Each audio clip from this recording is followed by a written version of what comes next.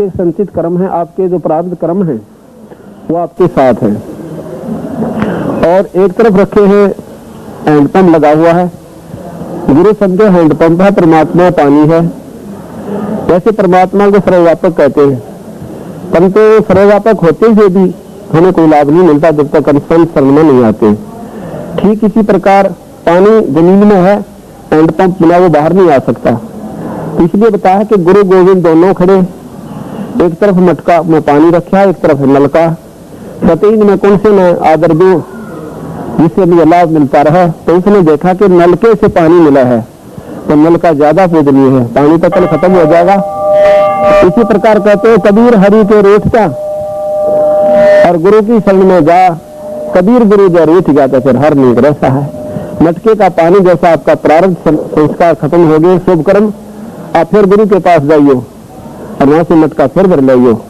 अगर पानी नलका खराब हो गया तो पानी को नहीं मिला, गुरु आपसे विमुख हो गया, उनके पर आपके आ गया भावना, तो फिर आप उस लाभ से वंचित हो जाओगे जो कि गुरु से पाना था। ज्ञान प्रकाश, अब कहते हैं ज्ञान प्रकाश गुरु मिले, प्रकाश गुरु मिले, जो जन बिसरे जाए, इब्नो कहा सो जन बिसरे जाए। अब उसमें परमात्मा ने मुश्किल से गया नहीं और समझ किया नहीं, गौन अंधे को अंधा मिला, राह बतावे को अंधा गुरुओं के पीछे लागण गए, अंधा गुरु और अंधा चेला, दोनों ठेलन ठेला। गुरु बन देखो, गुरु के माध्यम से जो किया गया दान वही सफल होगा, और बिना गुरु बनाए, बिना गुरु की आज्ञा से जो दान करते हुए बेकार जाता है। आगे चलिए। कबीर हरि की भक्ति बिन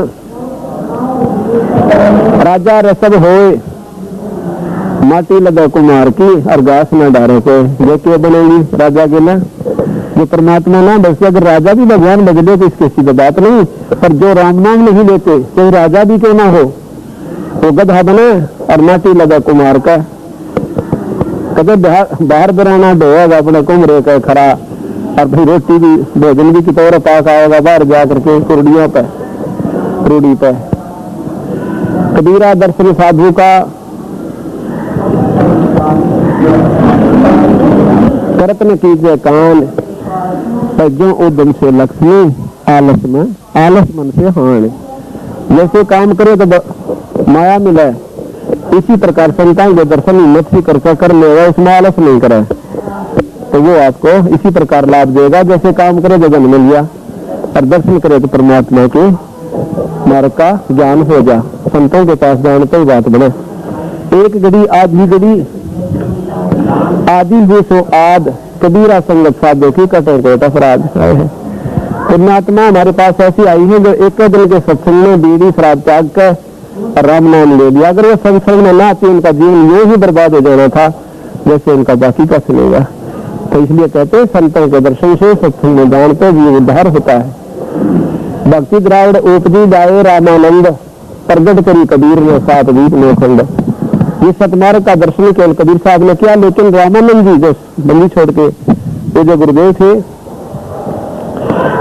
इस तीन लोग की भक्ति में सबसे श्रेष्ठ थे।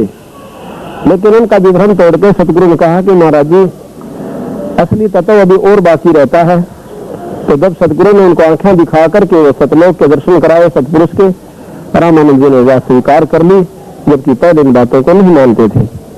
गरीबदास जी महाराज कहते हैं भक्ति द्राविड़ देश थी, यहाँ नहीं एक रेत, ऊट भूत की भावना और पाखंड और प्रपंच। इसी का प्रमाण खुद कबीर साहब देते हैं। भक्ति द्राविड़ उपजी लाए रामानंद, ये कबीर साहब अपनी वाणी देते।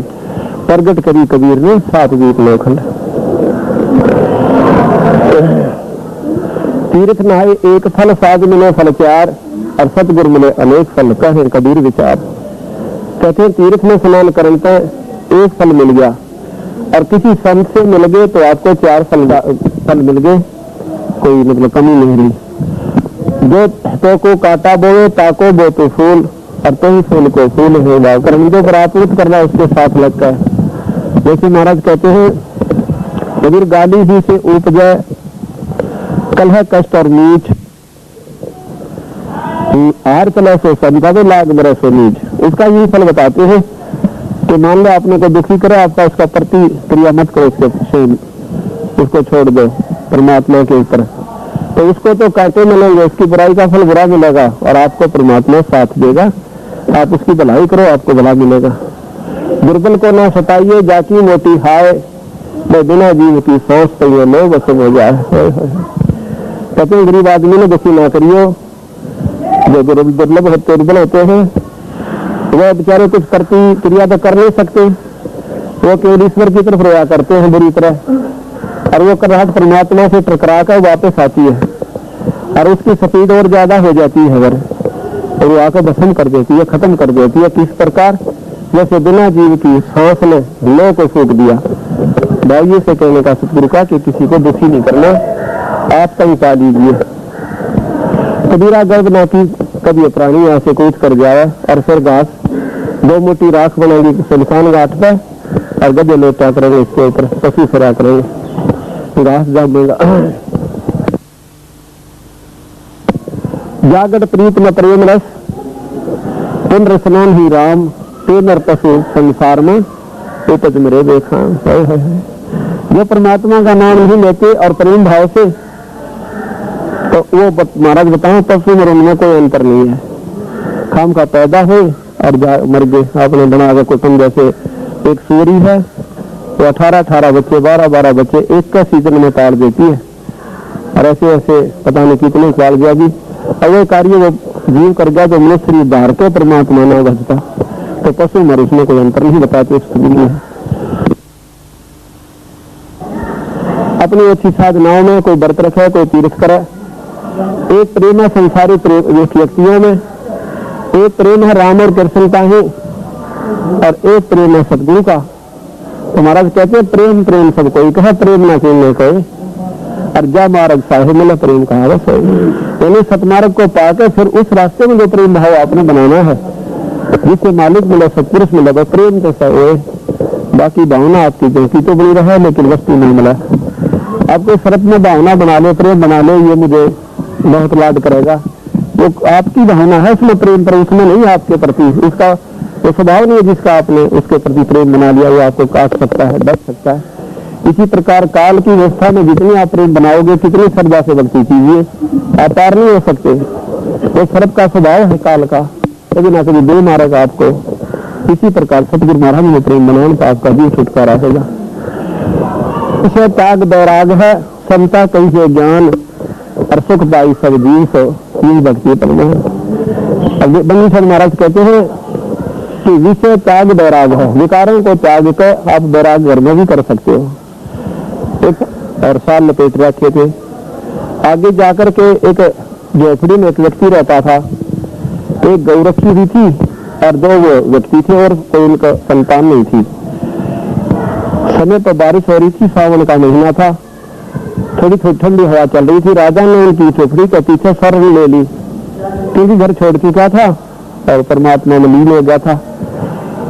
तो हवा के बचाव के लिए रात काटनी चाहिए, तो रात्रि के समय वो दोनों पति पत्नी क्या बातें करते कि अच्छी फसल होगी, अच्छी बारिश हो गई है, आज तो मौज होगी अपनी। ये ठाक तो बलख बुखारा के बादशाह के भी कहना, क्योंकि बलख बुखारा का बादशाह बहुत ही रिच यानी धनी व्यक्ति था। उसके दादा नाना जी थे जो वो उससे भी ज्यादा धनी थे, वो सारा का सारा धन उनको दे गए थे इब्राहिम सुल्तान को। पर सदगुरु की महिमा हुई, उस नरक से निकालकर उन्होंने उनको संत बना दिया था। और वो फिर उनकी मूर्खता तो ऐसा है जो बड़ी बूझ है, ये एक झोपड़ी में और 2 बीघे जमीन में ज्वार बो रहे, इस महाराज जी हो गए, आज 60 हो गए, अरे गऊ ले रहे। उन्होंने सोचा कि ना मैं इनको सतमार्ग बता दूं, इन बड़ी बोले भक्तों को, हो सकता है इनका बेड़ा पार हो जाए।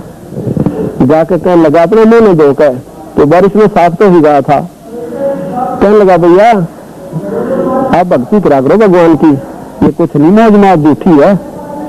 अब क्या कर रहे थे आप? बलख बुखारा बलख बुखारा। अब तू कहाँ सुन रहा था? अब मैं सुन रहा था तुम्हारी झोपड़ी के पीछे। फिर मैं बताना पड़ा कि क्या कर रहे थे, हमारे 60 बलख बुखारा के बाद 6 के बराबर हो गए भी, कोई ना उससे ज्यादा है। ये क्या सौदा बोला, कल मर जाएंगे, कल में कदे बनोगे। और देख मैं बलख बुखारे का बाद शाह राज छोड़ आया, उनकी बुद्धि कहाँ काम करा है। मैं बोले असल का तू बलफ बुखारे का बादशाह को ना, और जब बलफ बुखारे का बादशाह रात हो गया तेरे के बाद बॉडी पूछ नहीं, यदि उनकी बुद्धि यही तक काम करा है, जब तुम वो है तो तेरे के घर में कम्मा नहीं सुनी करने छोड़ दिया। तो वहाँ क्या कहते हैं बंदी छोड़ गरीबदास जी कि रांडी ढांडी ना तक ये नर कही काग और बलफ बुखारा छोड़ दिया थी कोई पछली लाग। ये जो विकार त्यागने हैं इनके लिए कहा है कि पिछले संस्कारों से ही ये विकार छूटते ना नहीं छूटते। इच्छा सबकी खैर ना काहू से दोस्ती व ना काहू से बैर। अब दोस्ती करे किससे? क्योंकि काल के उपासक, और बैर करे क्यों कर? क्योंकि जीव उसके सारे। अब क्यों कर उनसे बैर? उनको ज्ञान है कि ये सारे भोली वाली आत्मा मेरी है, ये तो काल में दौड़ रखी अपने जीवन में धक्के थे। अब बैर करो तो ये मेरे सारे के सारे किसने मारो किसने बख्शो। और प्रेमी में नहीं बनता कि ये मुझे पहचान नहीं रहे और इस काल की साधना करें। कबीर खड़ा बाजार में पूछा सबकी खैर ना काहू से दोस्ती ना काहू से बैर। बोल सतगुरु जी।